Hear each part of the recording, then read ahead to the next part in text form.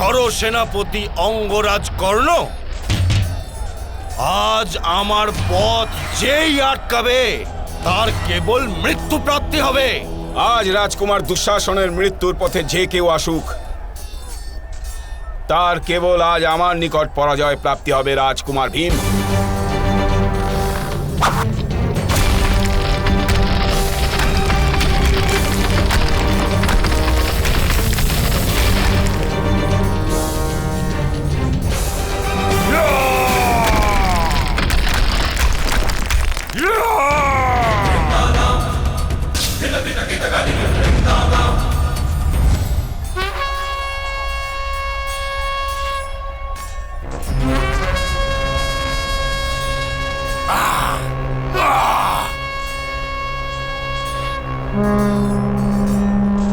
এই ধ্বনি শুনতে পাচ্ছ অঙ্গরাজ কর্ণ?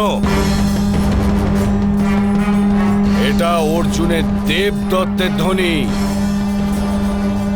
জানো এটা কি সংবাদ নিয়ে এসেছে?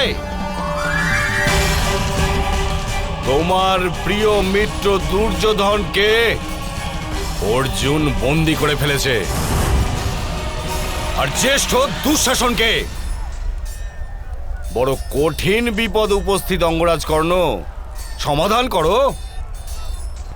তুমি দুর্যোধনকে রক্ষা করবে নাকি দুঃশাসনকে?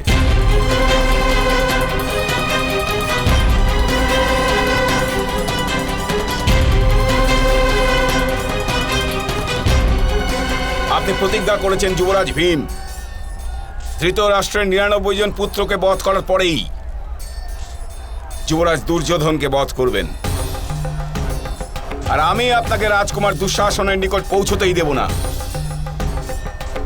আর আপনার অন্য ভ্রাতারা আপনার প্রতিজ্ঞা ভঙ্গ করতে দেবে না। এবার এই যুদ্ধে কোনো প্রতিজ্ঞার কোনো প্রকার মূল্য নেই অঙ্গরাজ। মূল্য আছে কেবল বিজয়ের। যদি তুমি আমাকে এখানে রোধ করো, তবে অর্জুন দুর্যোধনকে বধ করে দেবে, আর জ্যেষ্ঠ দুঃশাসনকে। যদি তুমি কাউকে রক্ষা করতে যাও, তবে অপরকে বধ করার জন্য আমি যাব। এবার বলো অঙ্গরাজ, কার প্রাণ তোমার নিকট অধিক প্রিয়? দুর্যোধন নাকি দুঃশাসন? বলো এবার। মদ্ররাজ, রথ যুবরাজ দুর্যোধনের অভিমুখে নিয়ে চলুন।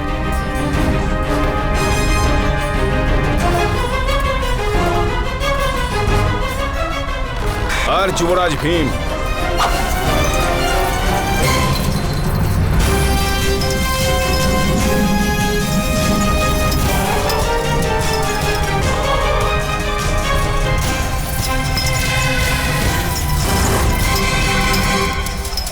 যতক্ষণ না আমি যুবরাজ দুর্যোধনকে রক্ষা করে রাজকুমার দুঃশাসনের নিকট পৌঁছচ্ছি, ততক্ষণ আপনি এখানেই দাঁড়াবেন। এই বন্ধন থেকে মুক্ত হওয়ার যত অধিক প্রচেষ্টা করবেন, এই বন্ধন তত অধিক দৃঢ় হতে থাকবে রাজকুমার ভীম। চলুন মদ্ররাজ, রথ শীঘ্রই যুবরাজ দুর্যোধনের নিকট নিয়ে চলুন।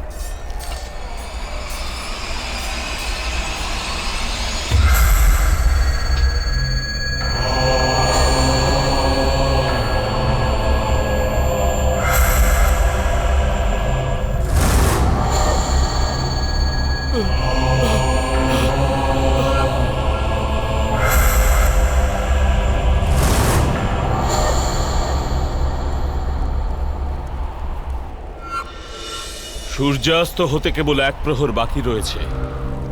ভ্রাতা দুঃশাসন, আজ তুমি নিজের অধর্মের দণ্ড অবশ্যই প্রাপ্ত হবে।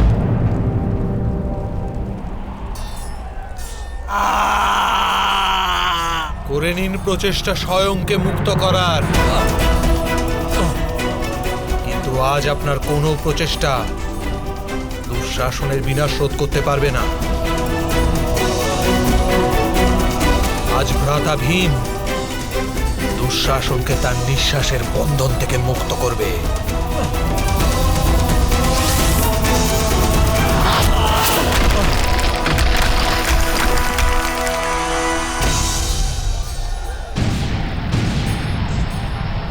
যুবরাজ দুর্যোধন মুক্ত এখন রাজকুমার অর্জুন,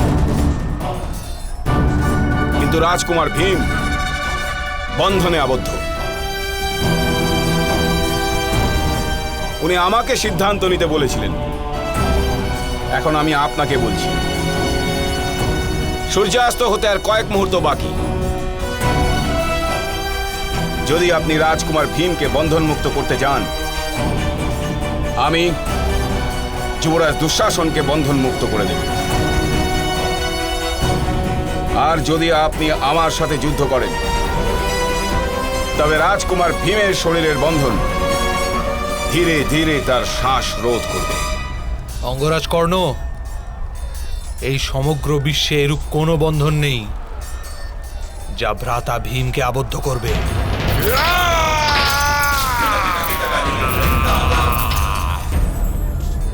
অঙ্গরাজ কর্ণ,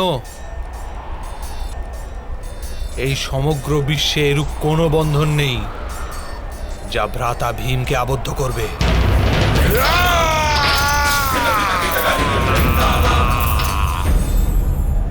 দাঁড়ান রাজকুমার দুর্যোধন। অঙ্গরাজ কর্ণ, আজ আমি আপনার পথ রোধ করব না। আজ আমার মনোবাঞ্ছা আপনি নিজের স্বচক্ষে দুঃশাসনের বধ দেখুন। কারণ আজ এক তুচ্ছ অধর্মী তার পাপের দণ্ড ভোগ করতে চলেছে।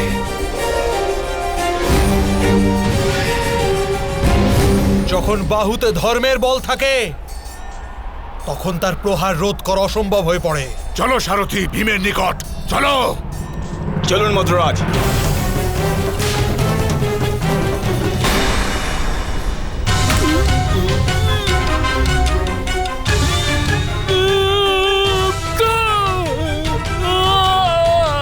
এখন তোমার মৃত্যুই তোমাকে রক্ষা করবে দুঃশাসন। যতক্ষণ জীবিত থাকবে পীড়া ভোগ করতে হবে, আর যতক্ষণ না আমি পাঞ্চালীর কেশ তোমার রক্তে ধৌত করছি,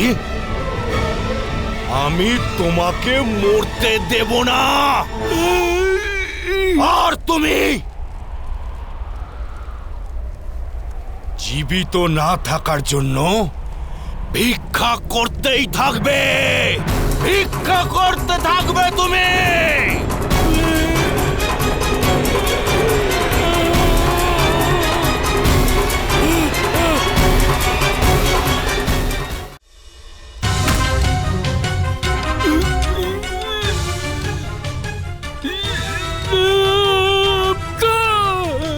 এখন তোমার মৃত্যুই তোমাকে রক্ষা করবে দুঃশাসন। যতক্ষণ জীবিত থাকবে পীড়া ভোগ করতে হবে, আর যতক্ষণ না আমি পাঞ্চালীর কেশ তোমার রক্তে ধৌত করছি, আমি তোমাকে মরতে দেব না। আর তুমি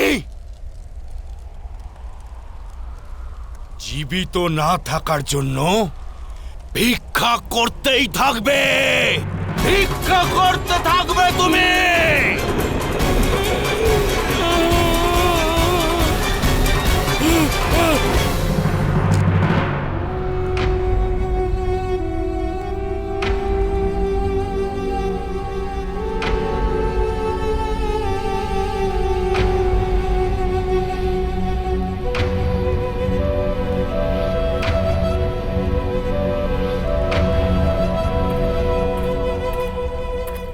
চলুন মাতা, রণভূমি অভিমুখে প্রস্থানের সময় উপস্থিত।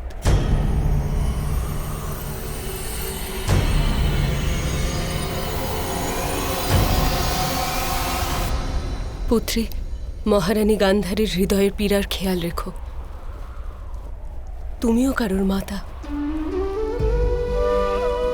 আর মাতার কোনো সন্তানের এত নিষ্ঠুর হত্যা হওয়া উচিত নয় পুত্রী।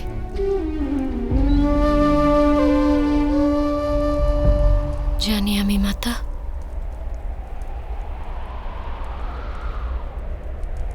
কিন্তু আজ আমি না মাতা, না পত্নী, না ভগিনী, না পুত্রী। আজ আমি ন্যায়ের সেই অগ্নি। মহাভারত।